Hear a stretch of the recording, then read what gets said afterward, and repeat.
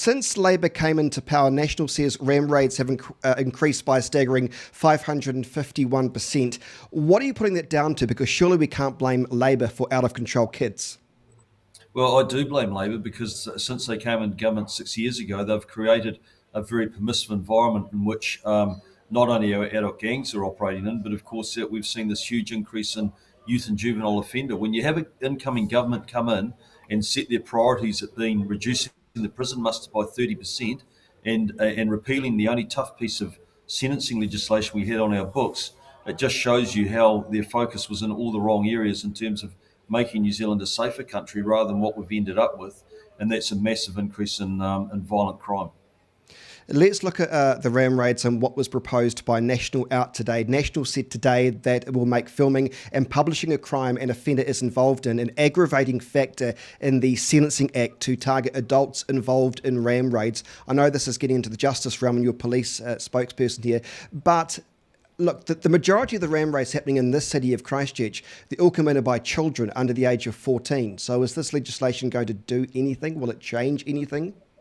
Well, yes, because part of our earlier announcement around our youth justice policies is we created the new serious young offender category. And under that category, we're going to make the publication of these images a aggravating factor. So it will cover youth offenders as well. And of course, we all see it, the use of social media where they'll record themselves committing these crimes and they put them up there to show off or goad other offenders to go out there and commit another crime, a similar crime, and of course it re-traumatises the victims too, having these videos and images put back up on social media.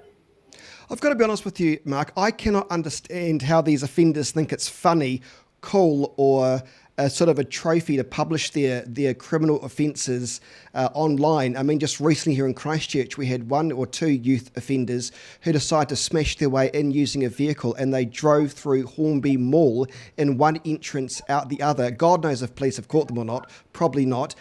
And they think it's a great joke.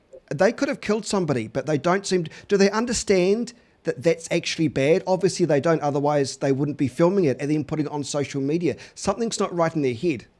Well, I don't think a 10-year-old really understands the implications of their actions, but the reality is this, Chris, is that developed this awful gangster culture within themselves. It's sort of a subculture where they do think that it's smart, where they do think this is fun, going out and creating harm, committing crime, assaulting people.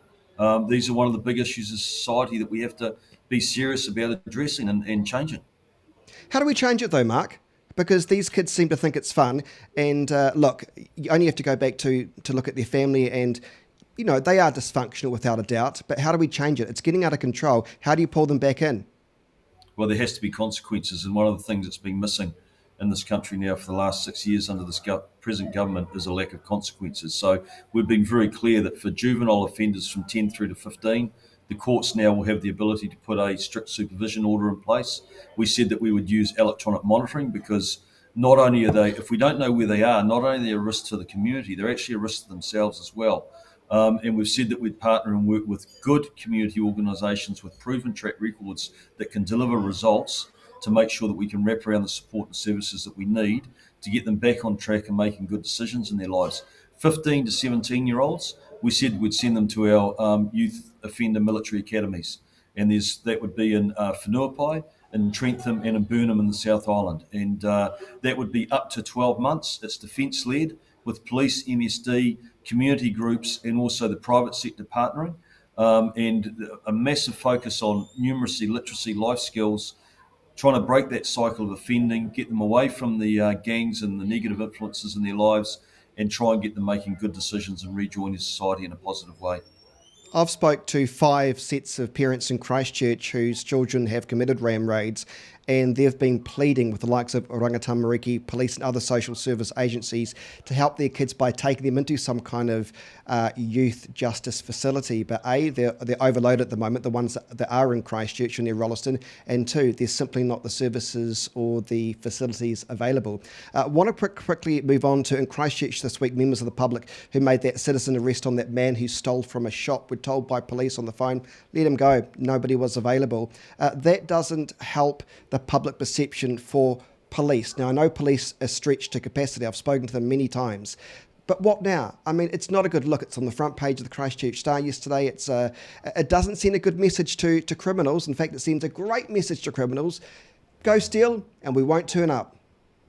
No, I mean that was totally unacceptable, that situation. And look, a good mate of mine, it was some of his employees that were involved in sort of responding. And look, that's a gut reaction when you get good Samaritans like that sort of reacting, and they did actually perform a citizen's arrest, and the police should have responded. There is no excuse. If I was police minister, I would be straight on the phone to PNHQ and I'd be asking Commissioner Costa to front up with a please explain in terms of what had happened there. It was, to me, it was symptomatic of all the problems that we're currently facing as a country when you've got a violent offender, by his own admission, had recently come out of prison.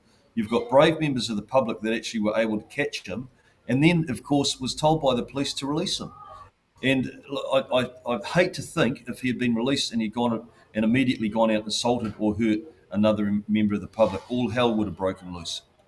I've got to say, some of the media statements regarding this from police, Mark, they're bordering on, in my view, political.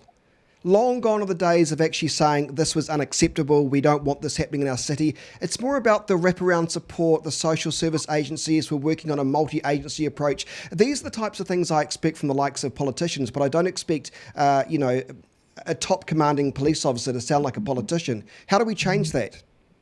Yeah, well, I've got my own views on that, and I've had two meetings with the commissioner, and I'll respect the fact that the content of those meetings must remain confidential. But I can assure you that they've been very direct meetings in terms of what some of the things that I've seen happen, and have had a negative impact on our police front line. Fundamentally, I'm focused on our frontline police officers. They join the police because they want to protect their communities. We've got a world-class professional police service, but they're hampered with one hand tied behind their back. I think they've had weak leadership coming out of PNHQ and also politically as well. And they're frustrated because there's no consequences backing them up in the criminal justice system. So they're often arresting an offender on a Friday night and they're back out reoffending on a Saturday. They've had policy changes, which has meant that they've failing to stop for police, and it's hampered them in their ability to actually apprehend offenders and hold them to account. So there's got to be some changes made where there's a lot more support and backing for our frontline police officers to allow them to go and do their job. And there's a couple of other things too, Chris. That they've had a 60% increase in responding to mental health issues. They're not trained to do that. That's not their core role. There has to be a health response. They're having to pick up the slack for agencies like Oranga Tamariki, who clearly are dysfunctional and having some real problems of their own. The police, because they're our only 24/7 social service, they end up, and because they're so effective and they're an agency that actually can deliver, they keep on picking up all these other jobs, and that they have to respond to that actually is not part of their core business.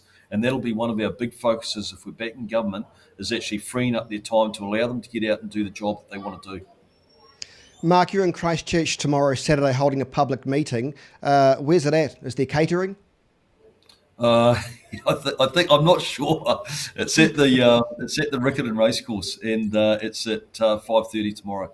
5 o'clock. 5 o'clock tomorrow. 5 o'clock tomorrow. We'll put those details on the Facebook page. I know you'll probably be expecting a big turnout, given the fact that you are visiting one of the dairy owners close by, who has his dairy's been struck, I think, 6 times, including aggravated robbery, ram raids. So it'll be an interesting meeting, no doubt. Mark Mitchell, good to see you. Thanks for your time. Thanks, Chris. Really appreciate the time. Thanks for having me on.